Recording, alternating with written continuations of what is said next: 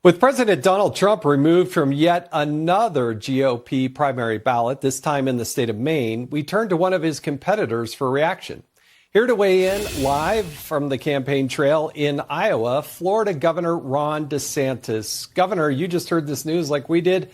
What's your reaction? Well, the idea that one bureaucrat in an executive position can simply unilaterally disqualify someone from office, that turns on its head every notion of constitutional due process that this country's always abided by for over 200 years. It opens up Pandora's box. Can you have a Republican Secretary of State disqualify Biden from the ballot because he's let in 8 million people illegally, a massive invasion, including from enemies of our country?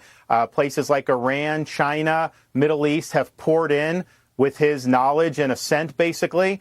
So it really opens up Pandora's box. I don't think that this ultimately will be legally sustained by the U.S. Supreme Court. But I do think that this is going to be a constant throughout the election year where there's going to be different parts of these legal cases that are going to be front and center. I think that we win when we hold Biden accountable and talk about the issues that matter to the American people. So I think the Democrats, they want the election to be about all these other issues. They do not want to face accountability for their failed policies.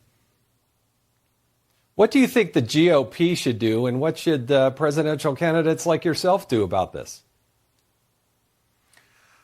Well, Jason, one of the reasons I'm running is because the midterm election showed while Republicans failed throughout most of the country, in Florida, we won the biggest victory in the history of the state for a Republican running for governor. I think that a guy like me as the nominee will be able to keep the focus on Biden, keep the focus on the Democrats' failures, but then more importantly, after you win the election, start holding these people accountable who have weaponized the legal system to go after their political enemies. And that starts with day one, firing somebody like Jack Smith. That goes to dealing with people who are violating constitutional rights at the state and local government area. Republicans have turned a blind eye to abuses of power for far too long. We need to actually do something about it. In Florida, we've actually done things. We've held people accountable, and we've drained the swamp in a major way. We need that in the United States.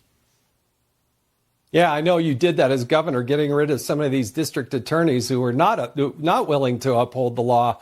Governor, I got to get your reaction to the other top story. You know, we're just over 2 weeks from that Iowa caucus.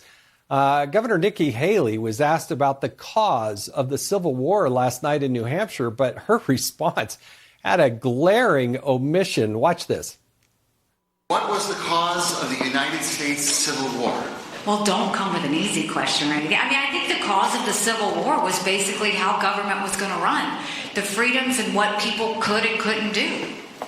What do you think the cause of the Civil War was? I'm not running for president. I wanted to see your viewpoint on the cause of the Civil War.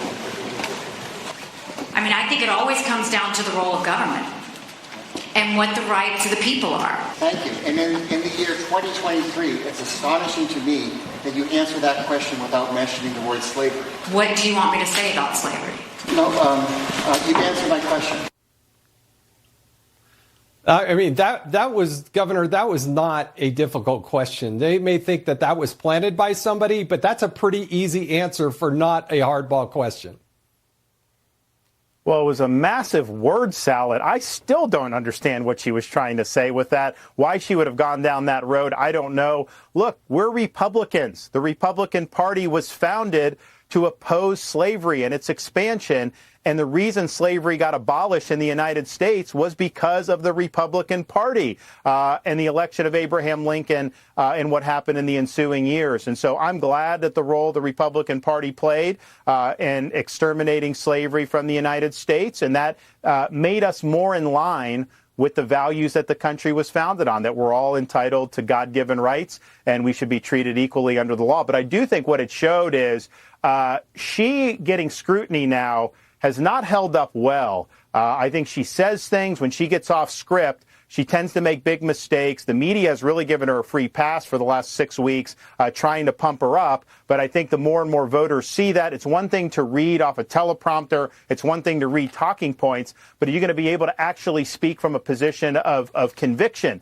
And you either understand the foundations of America or you don't. I have a firm understanding that our rights come from God, not from the government, and the purpose of government is to protect the rights we already possess. And so everything I do is seen through the prism of our nation's founding principles. Yeah, if you don't understand and can't utter the word slavery and why the Civil War was fought, and why South Carolina was one of the states that brought this up as such an issue way back in the day, then you're really missing a point here. Very last question, very quickly. Earlier in the show, we talked about teachers and teachers unions. You've actually done something in Florida that's different than what's going on in the rest of the country. How are we going to deal with these teachers unions' hold on our kids? Well, one, they are partisan organizations now. They're trying to use our schools to impose a left-wing agenda. That's totally unacceptable. What we did in Florida is we said no automatic deduction of union dues. So if someone wants to join, they can write a check and hand it over. What that's done is that's caused fewer people to want to join. So down in Miami-Dade County, massive urban school district, massive teacher union, historically very powerful, they failed to get the requisite 60%. So they are now going to be decertified. That is going to put more power in the hands of parents. It's going to be good for students. And here's the thing, Jason, I don't need the unions to do things for education. I've done billions of dollars in pay increases for teachers. I'm happy to support our teachers, but we don't want the union's political agenda polluting our schools. Yeah, Governor Ron DeSantis, I wish I had more time, but we got to run. Governor, thank you for joining us tonight on the Ingraham Angle. All right, what were the most